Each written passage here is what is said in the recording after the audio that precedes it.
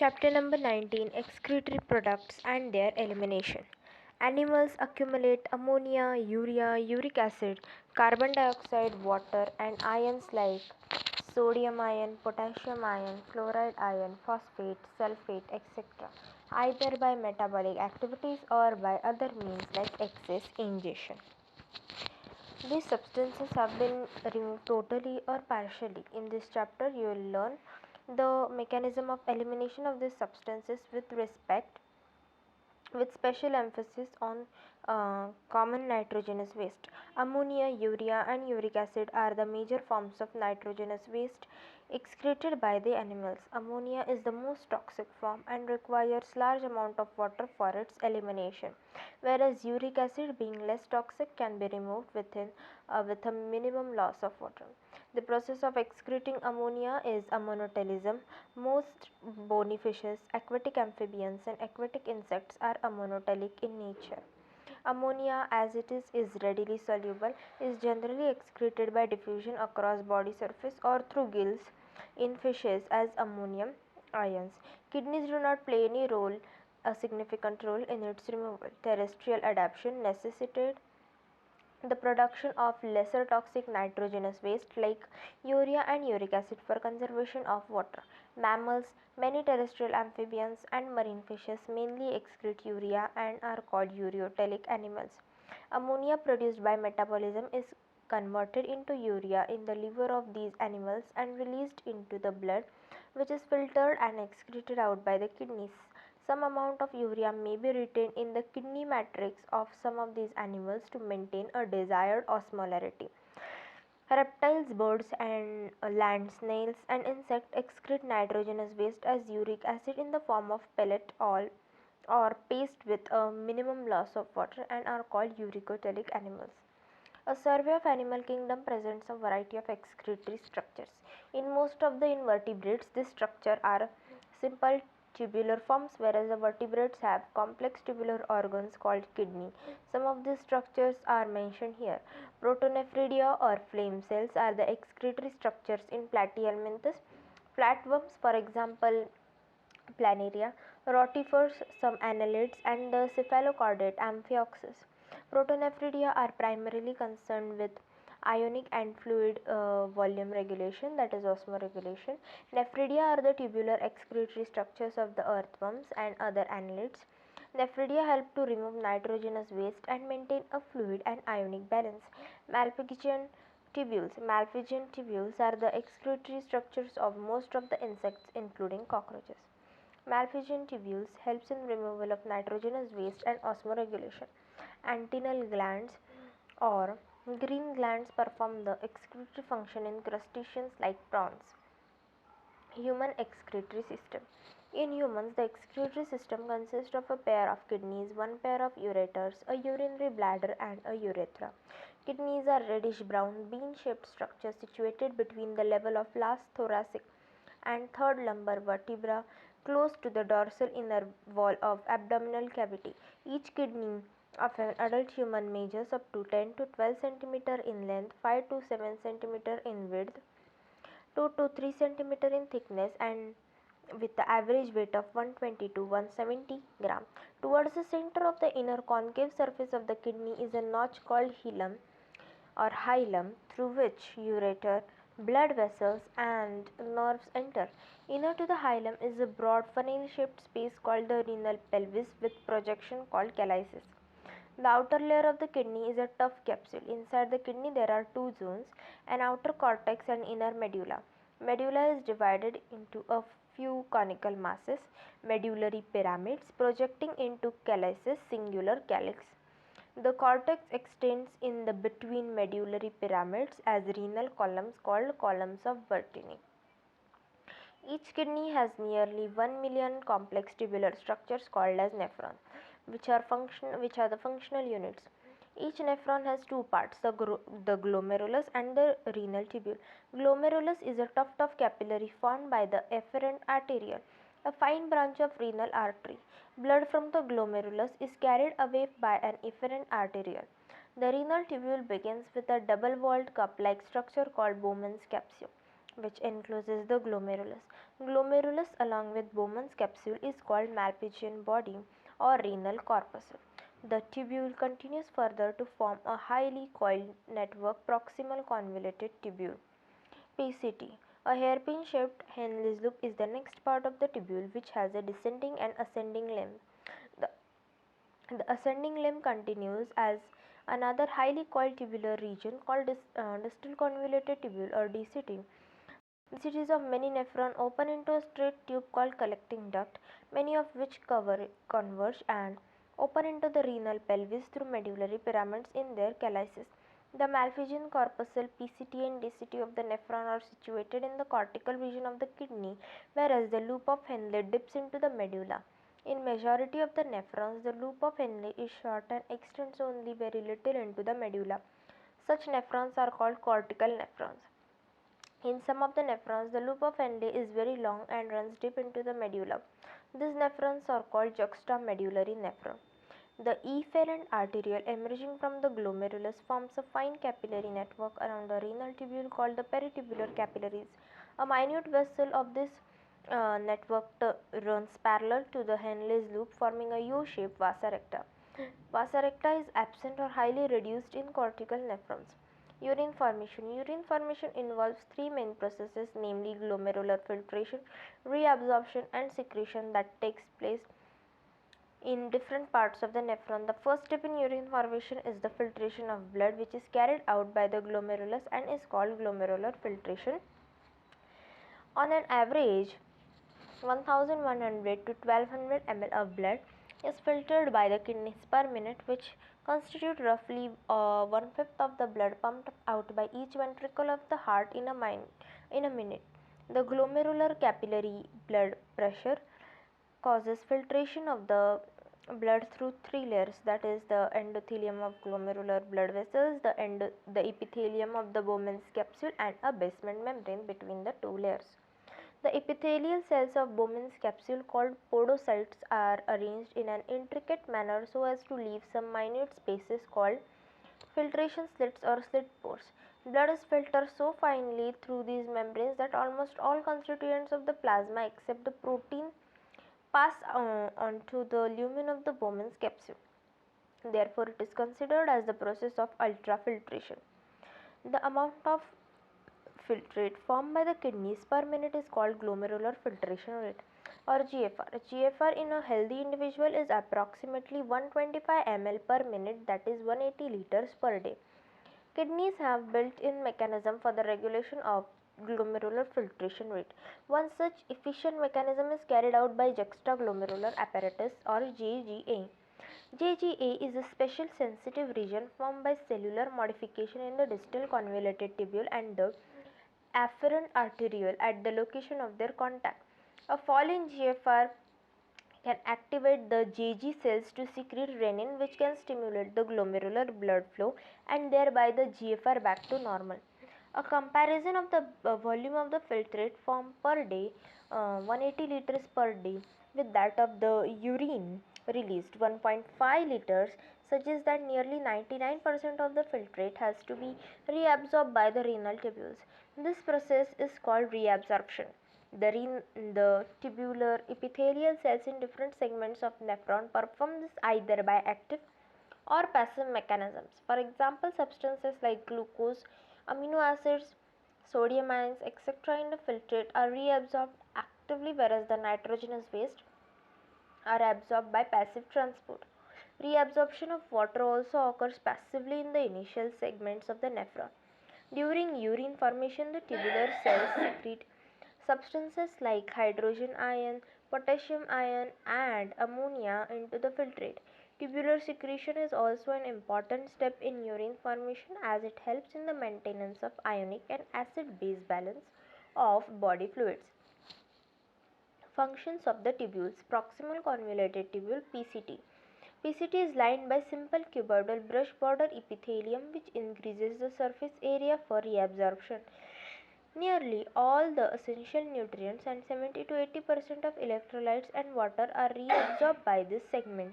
PCT also helps to maintain the pH and ionic balance of the body fluids by selective secretion of the hydrogen ions and ammonia into the filtrate and by absorption of bicarbonate ions from it. Henle's loop. Reabsorption is minimum in its ascending limb. However, this region plays a significant role in maintenance of high osmolarity of medullary interstitial fluid. The descending limb of loop of Henle is permeable to water but almost impermeable to electrolytes.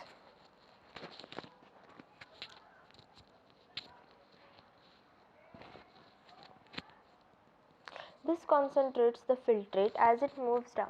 The ascending limb is impermeable to water but allows transport of electrolytes actively or passively. Therefore, as the concentrated filtrate passes upward, it gets diluted due to the passage of electrolytes to the medullary fluid. Distal convoluted tubule or DCT.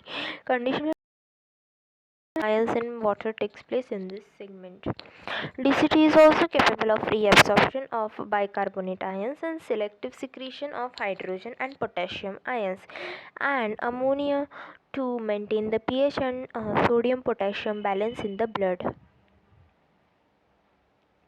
Collecting duct. This long duct extends from the cortex of the kidney to the inner parts of the medulla. Large amount of water could be reabsorbed from this region to produce a concentrated urine.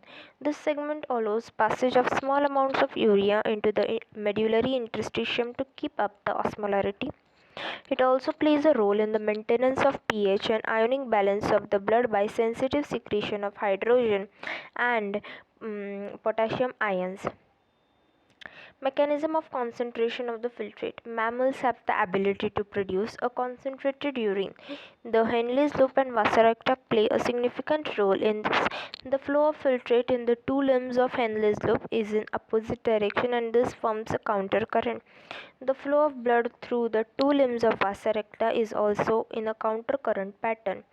The proximity between the Henle's loop and Vasarecta as well as the counter current in them helps in maintaining and increasing osmolarity towards the inner medullary interstitium, that is from 300 milliosmol per liter in the cortex to about 1200 milliosmol per liter in the inner medulla. The gradient is mainly caused by NaCl and urea. NaCl is transported by the ascending limb of Henle's loop, which is exchanged with the descending limb of vasa recta. NaCl is returned to the interstitium by the ascending portion of the vasa recta. Similarly, small amounts of urea enter this segment of the ascending limb of Henle's loop, which is transported back to the interstitium by the collecting tubule. The above described transport of substances facilitated by this special arrangement of Henle's loop and vasa recta is called the countercurrent mechanism.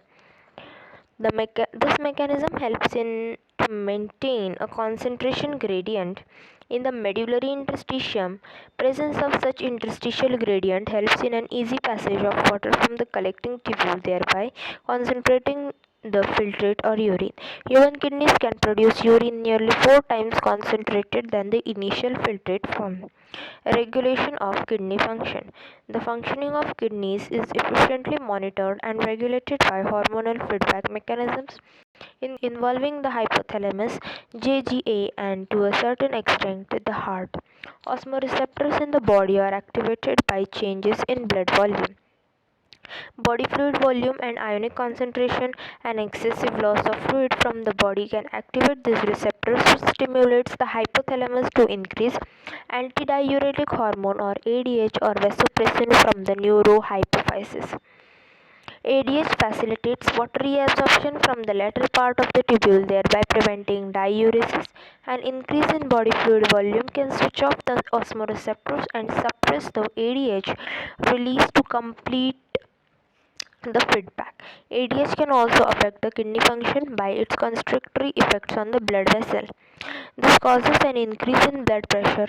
An increase in blood pressure can increase the glomerular blood flow and thereby the GFR. The JGA plays a complex regulatory role. A fall in glomerular blood flow or glomerular blood pressure or GFR can activate the GG cells to release renin, which converts the angiotensinogen in blood to angiotensin 1 and further to angiotensin 2. Angiotensin 2, being a powerful vasoconstrictor, increases the glomerular blood pressure and thereby GFR.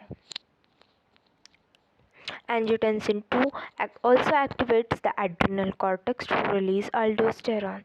Aldosterone causes the reabsorption of sodium ions and water from the distal parts of the tubule. This also leads to an increase in blood pressure and GFR. This complex mechanism is generally known as the renin-angiotensin mechanism. An increase in the blood flow to the atria of the heart can cause the release of atrial natriuretic factor or ANF. ANF can cause vasodilation or dilation of blood vessels and thereby decrease the blood pressure. ANF mechanism therefore act as a check on the renin-angiotensin mechanism. Micturition. Urine formed by the nephrons is ultimately carried to the urinary bladder where it is stored till a voluntary signal is given by the central nervous system or CNS. This signal is initiated by the stretching of urinary bladder as it is filled with urine. In response, the stretched receptors on the walls of the bladder send signals to the CNS. The CNS passes on motor messages to initiate the contraction of smooth muscles of the bladder and simultaneous relaxation of urethral sphincter, causing the release of the urine. The process of release of urine is called micturition, and neural mechanism causing it is called micturition reflex. An adult human excretes on an average 1 to 1.5 liters of urine per day. The urine formed is a light yellow colored watery fluid which is slightly acidic, pH 6.0, and has a characteristic odor. On an average, 25 to 30 gram of urea is excreted out per day. Various conditions can affect the characteristic of urine. Analysis of urine helps in clinical diagnosis of many metabolic disorders as well as malfunctioning of the kidney. For example, presence of glucose, glycosuria, and ketone bodies, ketonuria in urine are indicative of diabetes mellitus.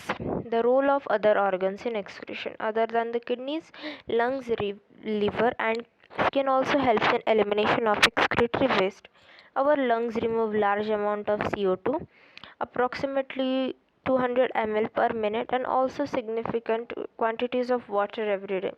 Liver, the largest gland in our body, secretes bile containing substances like bilirubin, biliverdin, cholesterol, degrading steroid hormones, vitamins, and drugs.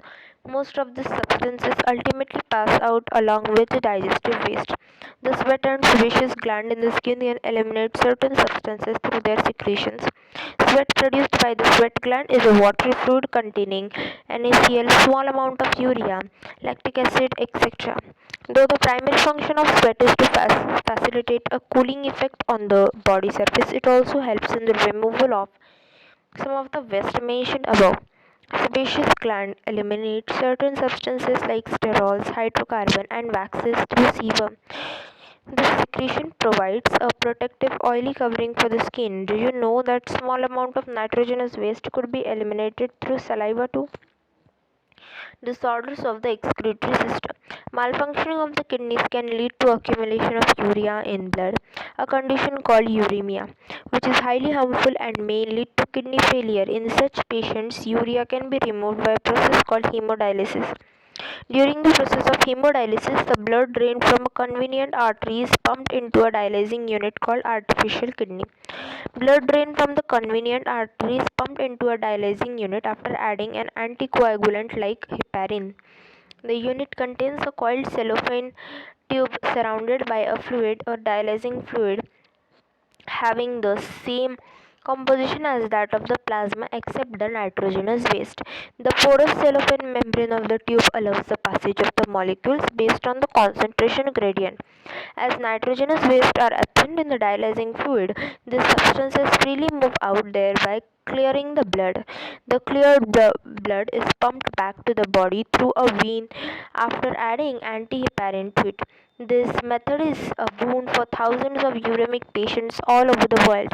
Kidney transplantation is the ultimate method in the correction of acute renal failure or kidney failure.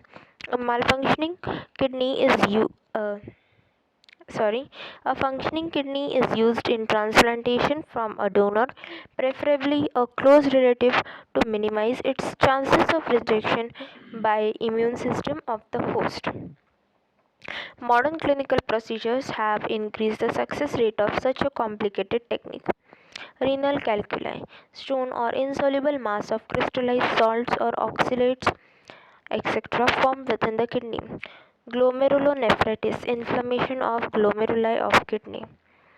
Summary: many nitrogen containing substances, ions, carbon dioxide, water, etc., that accumulate in the body have to be eliminated.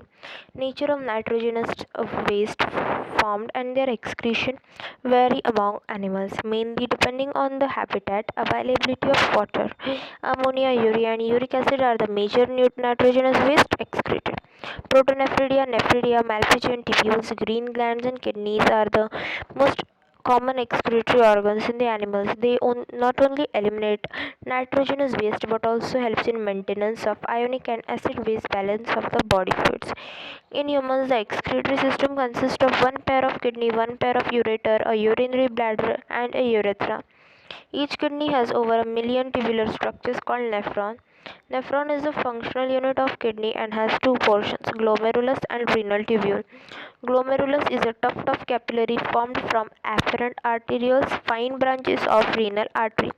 The renal tubule starts with a double-walled Bowman's capsule and is further differentiated into a proximal convoluted tubule, PCT, Henle's loop, HL, and a distal convoluted tubule, DCT. The DCTs of many nephrons join to a common collecting duct, many of which ultimately opens into the renal pelvis through the medullary pyramids. The Bowman's capsule glomerulus to form malpighian or renal corpuscle. Urine formation involves three main processes, that is filtration, reabsorption, and secretion. Filtration is a non-selective process formed by the glomerulus using the glomerular capillary blood pressure. About 1200 ml of blood is filtered by the glomerulus per minute to form 125 ml of filtrate in the Bowman's capsule per minute, that is called as GFR. JGA is a specialized portion of the nephrons, plays a significant role in the regulation of GFR. Nearly 99% of reabsorption of filtration takes place through different parts of nephrons. PCT is the major site of absorption, of reabsorption and selective secretion. HL primarily helps to maintain osmolar gradients about 300 milliosmol per liter to 1200 milliosmol per liter within the kidney interstitium. DCT and collecting duct allow extensive reabsorption of water and certain electrolytes which help in osmoregulation. Hydrogen ion, potassium ion, and ammonium ions could be secreted into the filtrate by the tubules to maintain the ionic balance and the pH of body fluids. A countercurrent mechanism operates between the two limbs of the loop of Henle and those of vasa recta capillary parallel to the Henle's loop. The filtrate gets concentrated as it moves down the descending limb but is diluted by the ascending limb. Electrolytes and urea are retained in the interstitium by this arrangement. DCT and collecting duct concentrate the filtrate about 4 times, that is from 300 milliosmol to 1200 milliosmol. An excellent mechanism of conservation of water. Urine is stored in the urinary bladder till a voluntary signal from central nervous system carries out its release through urethra, that is micturition. Skin, lungs, and liver also assist in excretion.